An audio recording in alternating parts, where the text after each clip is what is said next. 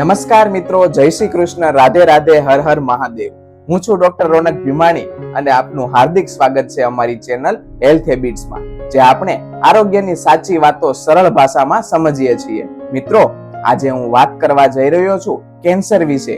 આ નામ સાંભળતા જ ઘણા લોકોના મનમાં ભય ઊભો થાય છે, કારણ કે કેન્સર એ એવો શબ્દ છે જે માણસના મનમાં ડર, અવિશ્વાસ અને નિરાશા ભરી દે છે. પણ મિત્રો, એક વાત યાદ રાખજો, કેન્સરનો અંત પણ સંભવ છે. હા, જો આપણે યોગ્ય જીવનશૈલી, સારા ખોરાક અને થોડા સાવચેતીના નિયમો અપનાવીએ તો આપણે આ ગંભીર રોગથી દૂર રહી શકીએ છીએ.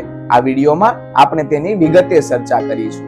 મિત્રો, આ વિડીયોમાં આપણે જોઈશું કેન્સર એટલે શું, તેના મુખ્ય કારણો શું છે, શરીરમાં કયા લક્ષણો જોવાથી ચેતવું જોઈએ, અને સૌથી મહત્વની વાત, કઈ આદતો આપણને કેન્સરથી દૂર રાખે છે. તો મિત્રો, વિડીયોને અંત સુધી જોવાનું ચૂકશો નહીં, કારણ કે અંતમાં હું તમને આપીશ એક પ્રેરણાત્મક સંદેશ જે તમારા જીવનનો દ્રષ્ટિકોણ બદલી દેશે. તો ચાલો મિત્રો, વધારે મોડું ન કરતા વિડીયોની શરૂઆત કરીએ. અને હજુ સુધી તમે વિડીયોને લાઈક નથી કર્યો તો વિડીયોને લાઈક કરો અને વિડીયોને તમારા મિત્રો, સગા સંબંધીઓ સાથે જરૂર શેર કરો. મિત્રો, સૌપ્રથમ સમજીએ કે કેન્સર એટલે શું. અમારા શરીરમાં કરોડો સેલ્સ અથવા તો કોષો હોય છે. આ સેલ સામાન્ય રીતે જન્મે છે, કામ કરે છે અને પછી મરી જાય છે. પણ જ્યારે કોઈ કારણસર સેલ અથવા તો કોષ અતિશય રીતે વધવા લાગે છે અને મરતા નથી, ત્યારે તે એક ટ્યુમર એટલે કે ગાંઠ બનાવે છે, અને એ જ કેન્સરનું મૂળ છે.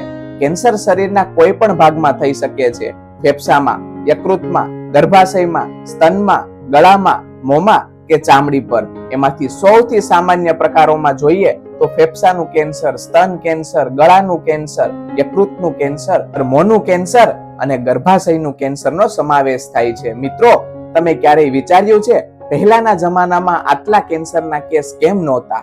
કારણ કે લોકોની જીવનશૈલી પ્રાકૃતિક હતી, ખોરાક શુદ્ધ હતો, શ્વાસ સ્વચ્છ હતો અને મનમાં શાંતિ હતી. આજના સમયમાં તાણ, પ્રદૂષણ, રાસાયણિક ખોરાક અને ખરાબ ખાવાની આદતો એ મુખ્ય કારણ છે કે જે આપણું શરીર અંદરથી ખાઈ જાય છે.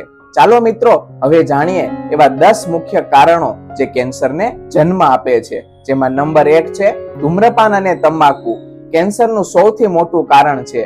મોં, ગળા અને ફેફસાના કેન્સરમાં 70% કેસ ધૂમ્રપાન સાથે જોડાયેલા છે. મિત્રો, જો તમે કે કોઈ તમારા ઓળખીતામાં તમાકુ લે છે તો આ વિડીયો પછી એક નિર્ણય લો, હું તમાકુ છોડું છું અને જીવન જીવવાનું પસંદ કરું છું. નંબર 2 છે આલ્કોહોલ, જે લીવરને નુકસાન પહોંચાડે છે અને કેન્સર સેલ માટે જમીન તૈયાર કરે છે. નંબર 3 છે અસ્વસ્થ આહાર. વધુ પડતા તેલ, process food, cold drink, package ચીજો વધુ શરીરને એસિડિક બનાવે છે. એસિડિક શરીર એટલે કેન્સર સેલ માટે અનુકૂળ માહોલ બને છે. નંબર 4 છે કસરતનો અભાવ.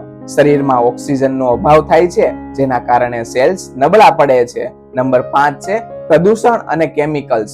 પ્લાસ્ટિકની બોટલો, ડિટર્જન્ટ, હેર ડ્રાય, પેસ્ટિસાઇડ એ બધામાં રહેલા રસાયણો પણ કેન્સરકારક હોય છે. નંબર 6 છે તાણ અને ઉદાસીનતા. મનની તકલીફ શરીરની રોગપ્રતિકારક શક્તિને ધીમે ધીમે તોડી નાખે છે. નંબર 7 છે સૂર્યપ્રકાશનો અતિરેક, જે ચામડીના કેન્સર વધારી શકે છે. નંબર 8 છે વારસાગત કારણો. કેટલાક લોકોમાં કેન્સરના રિસ્ક જન્મથી જ વધારે હોય છે, પણ યોગ્ય જીવનશૈલીથી તે ચોક્કસપણે ઘટાડી શકાય છે. નંબર 9 છે ઊંઘનો અભાવ. શરીર રાત્રે પોતાને સાજું કરે છે.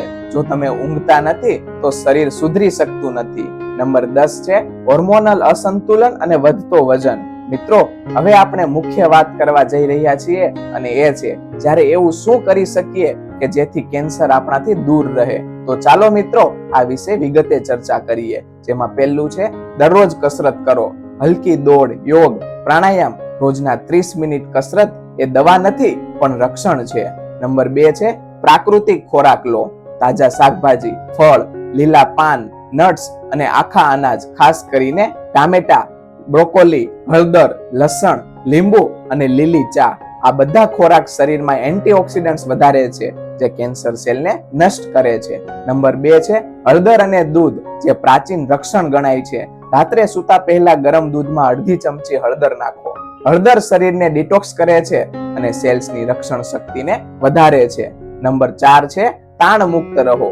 ધ્યાન, ભજન, સંગીત, નેચર વોક જે તમારું શરીર અને મનને શાંત કરે છે તે જરૂર કરવું જોઈએ. નંબર 5 છે પ્લાસ્ટિકનો ઓછો ઉપયોગ. સ્ટીલ, કાચ કે માટીના વાસણોમાં પાણી રાખવું. નંબર 6 છે પૂરતી ઊંઘ. રોજ ઓછામાં ઓછી 7 થી 8 કલાકની ઊંઘ આરોગ્ય માટે પૂરતી ગણાય છે. નંબર 7 છે તાજી હવા લો. સવારે સૂર્યોદય પહેલા થોડી મિનિટ ચાલો. ઓક્સિજન અને વિટામિન ડી બંને સંપૂર્ણ રીતે મળશે. નંબર 8 છે નિયમિત ચેકઅપ. દર વર્ષે એકવાર શરીરનું સંપૂર્ણ ચેકઅપ કરાવો. નંબર 9 છે સકારાત્મક વિચારધારા. મન સ્વસ્થ તો શરીર સ્વસ્થ. નંબર 10 છે હસવાનું રાખો.